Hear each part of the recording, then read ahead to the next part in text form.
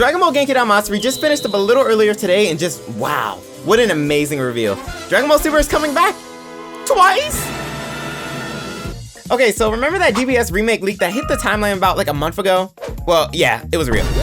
What you need to know right out of the gate is that this is not being positioned as a full remake. Toei's own wording frames Dragon Ball Super Beerus as an enhanced edition of the original story, with newly added and redrawn cuts, reconstructed narrative, and even a more faithful representation of the original manga. That wording, enhanced, is doing a lot of heavy lifting, because newly added and redrawn cuts can mean 3 totally different things. For instance, it can mean A, recompositing, taking the same animation from the 2015 version, but slapping some new lighting, color, or VFX to make it look brand new again. It could be redrawn, so same staging, but correct the drawings with new timing. Or it could be brand new cuts with completely new movements we've never seen before. And as you can see, they're using all 3. So when people are arguing whether this is a remaster or a remake, the real answer is, it's both.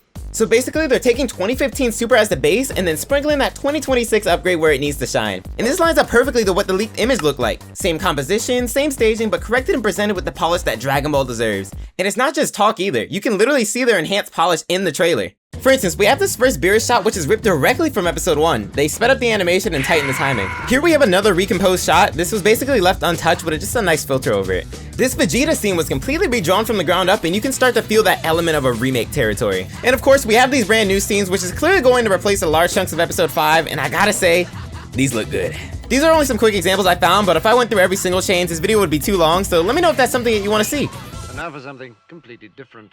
Come on, you gotta give me a like for finding this in under 24 hours, come on. But anyways, again, if you haven't seen my 2015 Super retrospective, you should check it out, it's really good. You'd immediately understand why they did this with the Beerus arc. Early Super suffered from crazy weekly production pressure colliding with the expectations of this franchise not even 3 months since their last movie. Toei is playing it smart this time and it looks like they're doing a seasonal approach with Beerus slated for fall of 2026. And with the Galactic Patrol arc now starting production, this makes total sense. Toei wants to reintroduce Super to new viewers and then prepare their most infamous first impression. Okay, before we go further, I want to clear up a lot of speculation I saw after this got announced. All of this is unconfirmed at the moment, but according to Anime AJ, he claims that this version of Battle of Gods is now 6 episodes long compared to the whopping 13 from 2015, with the Golden Frieza arc also getting the same treatment. Phoenix's statement also backs this claim up, as they say that the Universe 6 arc is also in production. To save face, I'm calling them unconfirmed, but both of them often have very reputable sources, so take that as you will. But what I'm not buying though is the idea that this project is going to start fixing Super by rewriting major plot points like the Goku Black ending.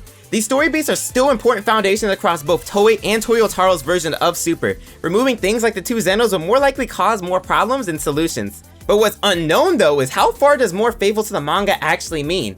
Is this version of Super going to borrow elements from the manga like Super Saiyan Goku Black and God Vegeta? Or is it strictly only following the anime's canon of events? At this point, we'll just have to wait and see how Beerus is structured, but definitely keep your eyes open. Either way, the DBS remake we've finally been waiting for is here mixed with spectacular reanimated cuts and recomposition classics, which is why the community is still torn between calling this a remaster or a remake. But what do you think? What's one scene do you want upgraded the most from early Super? If you like these type of videos, hit the like button, and yes, I do read every single comment because I want to know what you think.